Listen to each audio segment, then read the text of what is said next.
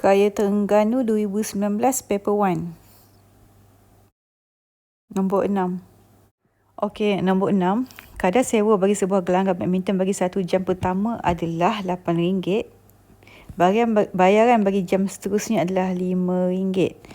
P adalah jumlah bayaran sewa gelanggang dalam RM dan bilangan jam yang digunakan adalah H. Tuliskan bayaran P dalam tata tanda fungsi. So, P, sebab dia ada hour, H. So, PH sama dengan, 1 jam pertama RM8. So, RM8 memang dia kena bayar lah. Dia main 1 jam pertama. And then dia kena tambah dengan 5 kali jam yang berikutnya. So, jam berikutnya kita pakai H lah. So tanda-tanda fungsi kita PH sama dengan 8 tambah 5H.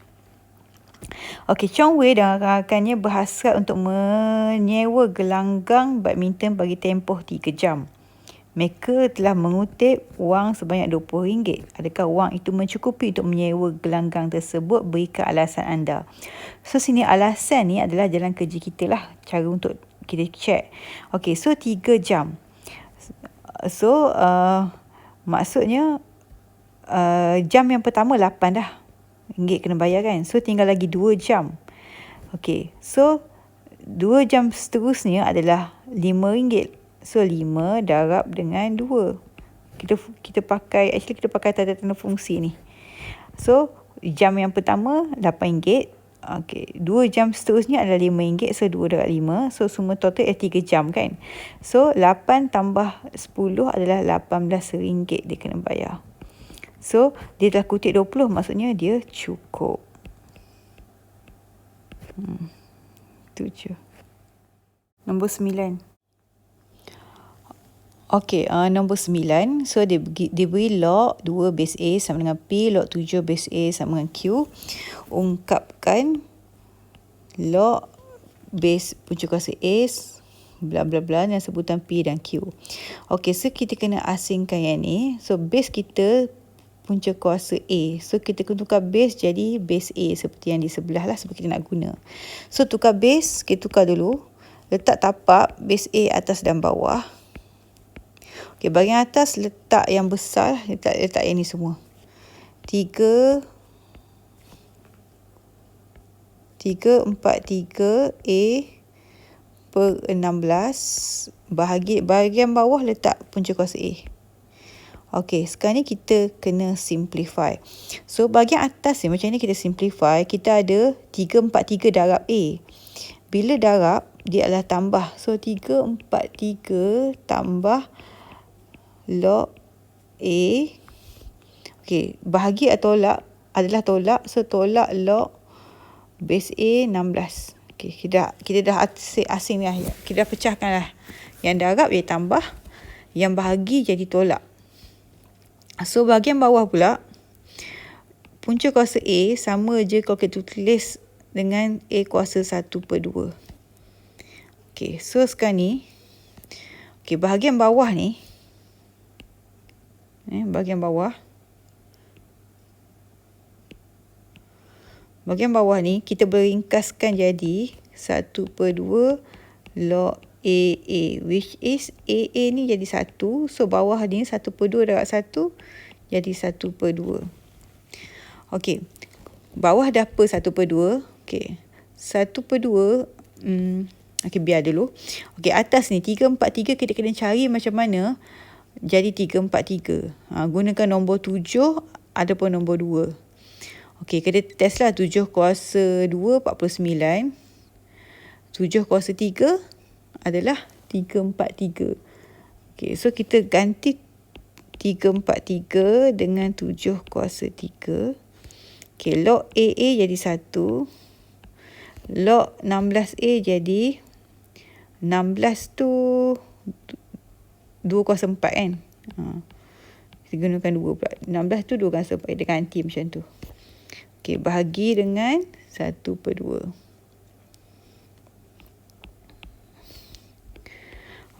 So apa-apa yang atas kuasa 3 ni kita boleh bawa pergi depan. So, jadi 3 log 7 tambah 2. 4 kita bawa pergi depan. 4 log A 2. Okey, per dengan 1/2.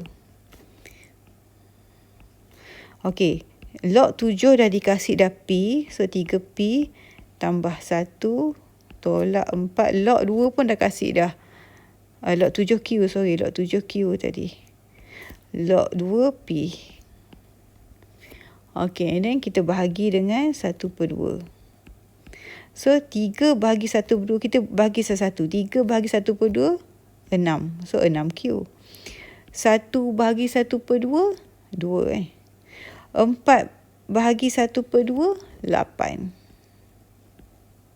So, inilah jawapan kita. Nombor 13.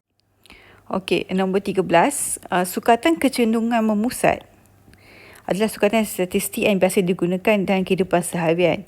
Nantikan sukatan kecenderungan memusat yang sesuai sifatnya dengan untuk situasi berikut. So, kena tahu dulu apa maksud sukatan kecenderungan memusat ataupun measures of the central tendency. Ada 3 sahaja, iaitu mean, median dengan mode. So, kita tengok ABC ni, apa yang sesuai kita gunakan? Mean ke, median ke, mode? Okey, ketinggian pelajar kelas 5 biru ni. Okey, ini kira purata. Purata adalah mean. So, yang pertama kita guna mean. Okey, yang kedua. Pendapatan ibu bapa yang mempunyai jurang besar di sebuah sekolah di kawasan bandar. Bila kita ada jurang besar ni, maksudnya kita ada extreme value.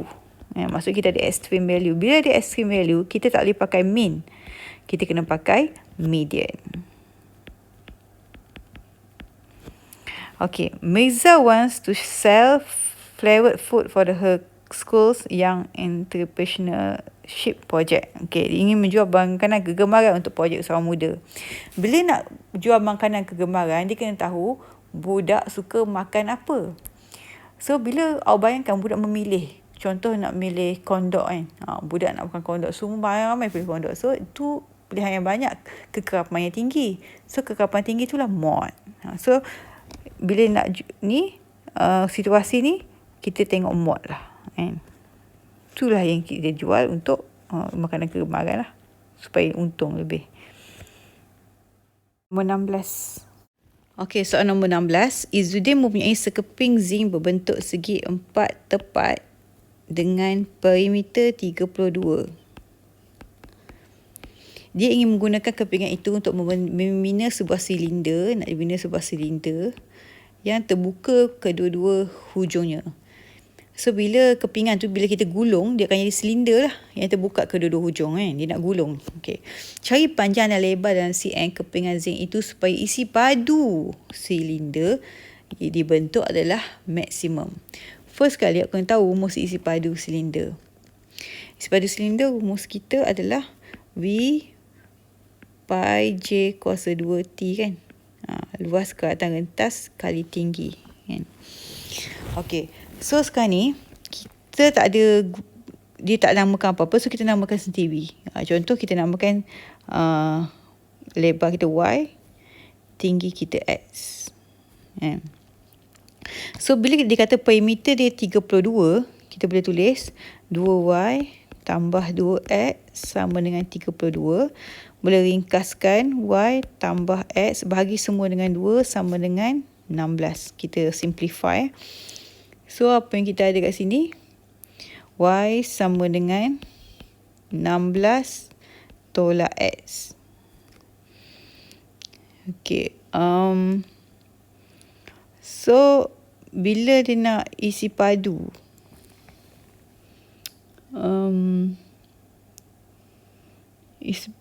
kita kena tahu J, jejari. Okay. Y ni, bila kita gulung, dia membentuk bulatan. Bila bulatan, dia punya ukur lilit ni, panjang ni, kita boleh 2 pi J kan. Kita selalu 2 pi J. So, 2 pi J ni, panjang kita adalah Y. So, kita boleh tahu J. J adalah Y per 2 pi. Okey. So, kenapa cikgu cari macam ni? Sebab cikgu nak masukkan dalam ni. Kita kena tahu J, kena tahu T. T kita sekarang ni adalah tinggi kita X. So, T kita adalah X. Okay, so kita boleh proceed. Okay, masukkan dalam rumus isi padu. V sama dengan pi J kita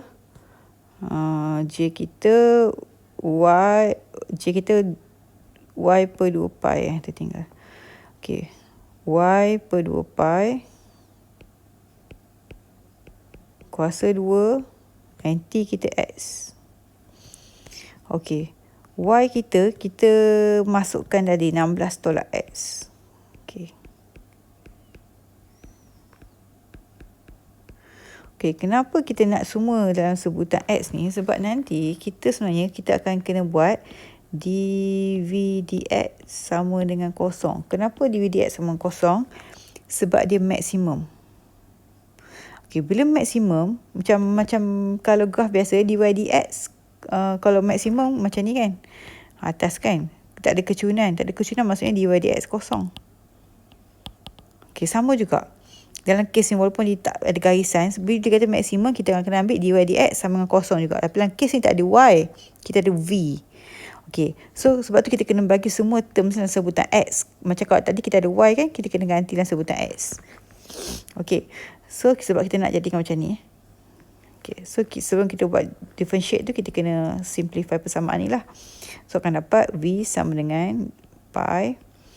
Okay, kita boleh expand lah, 16 kuasa 2, 256 tolak 16 darab 2, 32x. Negatif x kuasa 2 adalah x kuasa 2. Okay, lepas tu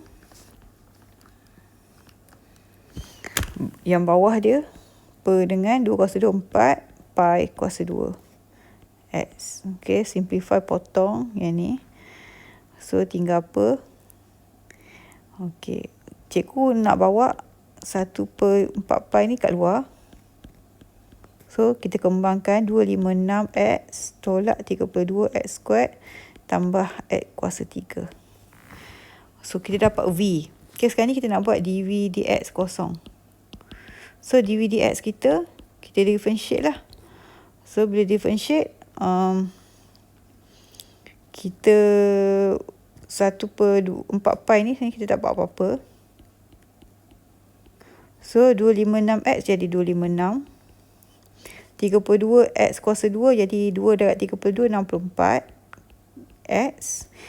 X kuasa 3 differentiate jadi 3x kuasa 2. Okey. Tak muat.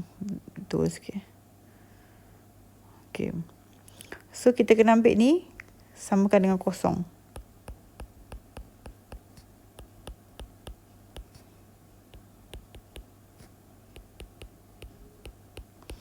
Okey, 4 pi shoot belah sana, kosong lah. So tinggal je kat sini. Cikgu susun. Guna EQN. Okey, so A masukkan 33, B masukkan negatif 64, C masukkan 256. So kita dapat X sama dengan 16. Satu lagi, X sama dengan 16/3. Okey, kita pilih yang mana yang logik. Kita tengok kat sini balik. Y tambah X sama dengan 16. So tak logik lah untuk X sama dengan 16. Ni tak logik. Sebab Y tambah X tu adalah 16. Sebab apa? X ni kena panjang, tak boleh dia kosong.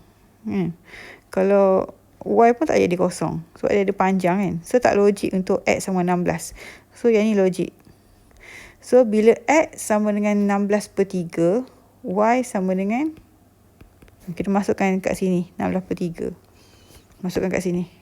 X ni 16/3. So akan jadi Y tambah 16/3 sama dengan 16. So Y sama dengan 16 tolak 16/3. So akan dapat 32/3. So kita punya lebar tadi, ni lebar lah. Ini panjang, Y panjang Y panjang, X lebar. So tu nak cari panjang dan lebar. Nombor 20. Okey, nombor 20. Rajah menunjukkan dua bekas atas meja di tepi dinding. Kedua bekas tersebut menyentuh pada titik. Okey, kat sinilah titik dia sentuh tu. 3/2, 15/4. Diberi kecurunan bekas A. So, ni atas ni A, bawah ni B. Fungsi kecurunan kat sini adalah dy dx. So, dy dx untuk A adalah 4 tolak 2x. Fungsi kecurunan B, dy dx untuk B adalah hx tolak 8. Dan kadang H adalah pemalar. Okay, so dia tanya, find the value, cari nilai bagi H. Okay, so dia sentuh titik yang sama. Maksudnya kita ada same, kita intersection. Dia share the same X and share the same Y. Okay, so kita boleh samakan dy dx dia. Actually kita boleh samakan persamaan, tapi tak ada persamaan. So kita samakan dy dx dia. 4 tolak 2x sama dengan hx tolak 8 sebab tempat dia bertemu. So kita boleh samakan lah sebab tempat dia bertemu. So x kat sini kita masukkan 3/2. Y tak payah masuk sebab tak ada nilai, tak ada y kan, kat sini ada x je. So potong. So tinggal 1 sama dengan 3h/2 tolak 8. 8 bawa ke depan, 9 darab 2, 18. 18 sama dengan 3h. So, 3h sama dengan 18. So, h sama dengan 6. So, tu untuk soalan A. Kod untuk soalan B. Persamaan lengkung bagi bekas B. So, dy dx kita adalah, untuk B adalah hx tolak 8. Okay. So, since dah tahu dah H2 adalah 6, kita boleh masukkan lah. Dy dx sama dengan 6x tolak 8. Okay, bila dia nak persamaan, dia mesti y, kita ada dy dx. So, y pergi dy dx, kita differentiate. So, dy dx pergi y, kita integrate. So, kita integrate both side. So, integrate dy dx dapat y. So, integrate 6x dapat 6x cos 2/2. Integrate 8 jadi 8x. Kita mesti ada tambah c sebab kita tak ada limit. So, y 6/2, 3. So, macam mana nak cari c? Kita ambil titik yang dia kasih ni. So, dekat y masuk 15/4. Dekat x masuk 3/2. So, cari C. So, kita cari C sekejap. 3 darab 9/4 tolak 12. 11/4 tolak answer. So, C kita dapat 9. Duk kira So, lepas tu kita tulis balik dengan C dah tahu tu. Y sama dengan 3x² tolak 8x tambah 9. Okay, itulah nombor 20. Nombor 22. Okey, nombor 22. Dia beri cosec y sama dengan punca kuasa k² plus 1. Okey. So, bila dia bagi cosec, kita cikgu hafal kan, kalau cosec dia sama dengan, dia ada cos dah, so dia tak ada sin. So, cosec sama dengan 1/sin. So, bila dia cosec y, maksudnya 1/sin y sama dengan punca kuasa k² tambah 1. Okey, so sin y cikgu shoot ni atas ni. Punca kuasa cikgu shoot turun. Dia akan jadi 1 per punca kuasa k² tambah 1 sama dengan sin y. Okey, so kita ada sin y sama dengan 1 per k² tambah 1. Okey, bila kita dah ada sin, kita boleh guna soh cahtua untuk buat segitiga. Okey, segitiga tegak. Theta kita kat sini. Okey, sin kita 1 per punca kuasa. Okey, sin adalah opposite hypotenuse. So, opposite dia adalah 1. Hypotenuse adalah k² tambah 1. So, nak cari panjang satu lagi. Kadang-kadang kita nak cikgu namakan x. So, nak cari panjang x adalah kuasa 2 hypotenuse. Cikgu buat formula sikit, kau lupa. Okey, nak cari panjang x. So, x² X squared sama dengan punca kuasa K squared tambah 1 kuasa 2 tambah tolak. Tolak dengan 1 kuasa 2. Hypotenuse tolak yang sisi satu lagi. So, X squared sama dengan, yang ni jadi K squared tambah 1 tolak 1 kuasa 2 pun 1. Bila rumah kuasa 2 hilang rumah. X squared sama dengan K squared. 1 tolak 1 kosong. So, X sama dengan punca kuasa, X sama dengan K. So, kita tahu dah kat sini kita K.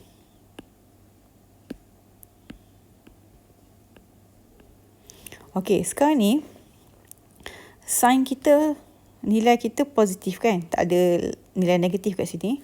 Dan kita punya kuadran dia mention kat sini. Okey, ini dalam radian. So, pi tu 180. So, 180 bagi 2, 90. Dan darjah, so kita senang guys tengok. Okey, yang ni 3 darab 180 bagi 2 dapat 270. So kalau kita tengok kedudukan Y ni, dia berada di kuadran mana? Okey, ni kosong, ni 90, 180, 270. Dia melibatkan dua kuadran ni. Kan 90 hingga 270. Tapi sign kita tadi kan positif. Sign kita positif. So, sign positif adalah di kuadran yang ni. Yang ni sign negatif dah kan. SSTK. So, sign kita positif kan. So, kedudukan ni, yang sign Y ni adalah di kuadran yang kedua. Kuadran sini. So, bila soalan tanya tangent Y. Okay, kita tahu tangent adalah TOA kan. Opposite adjacent. Opposite kita 1, adjacent kita K. So, tangent Y sama dengan 1 per K. Tapi oleh kerana tempat yang S sign duduk ni, tangent negatif. So, kita kena letak negatif je. Kita tengok sign duduk kat mana. Okay, next adalah cos 2Y. Okay, cos 2Y. Kita pakai 3 rumus tu.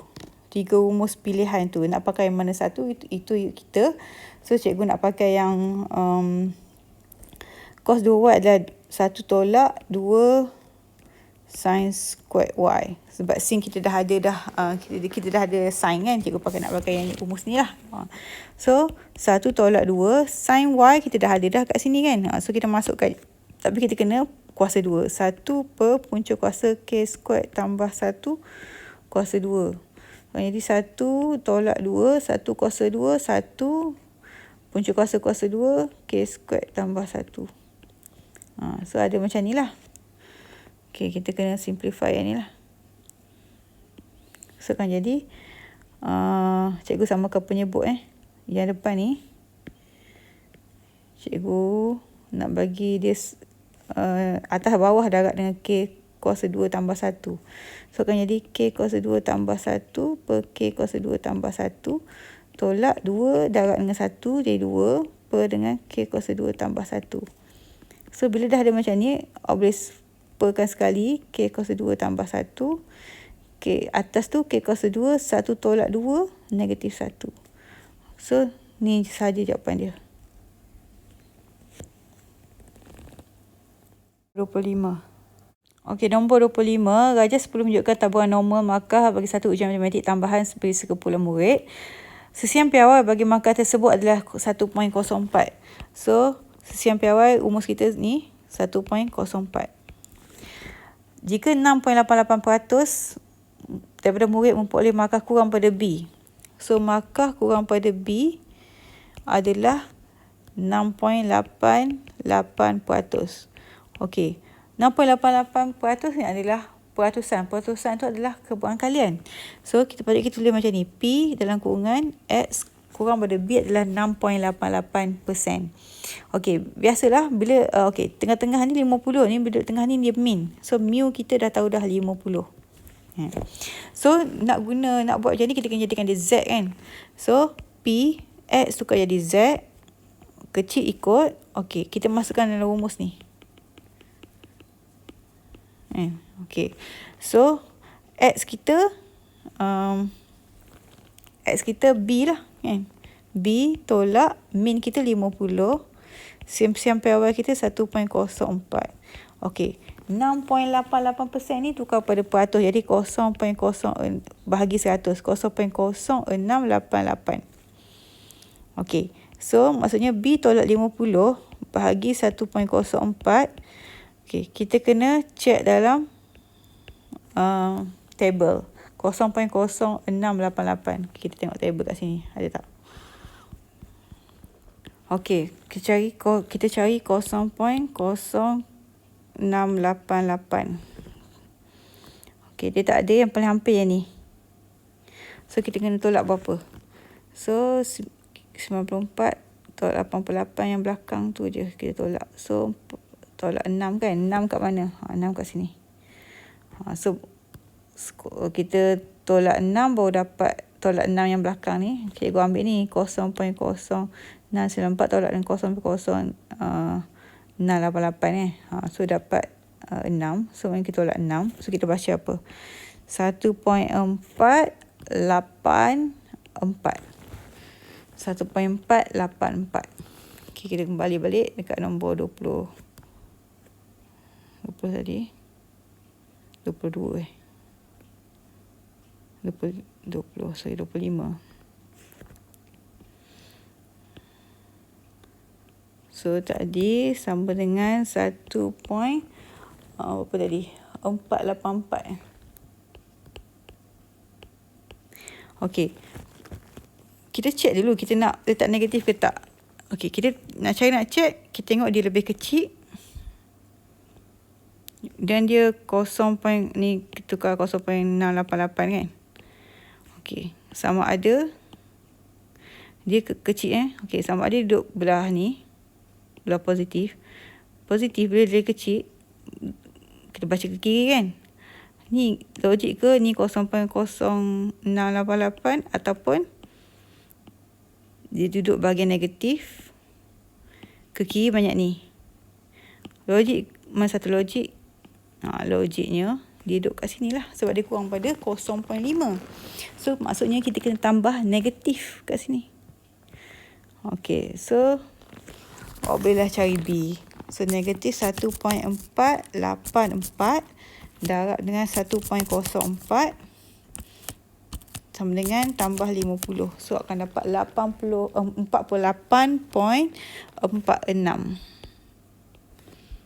B sama dengan 48.46.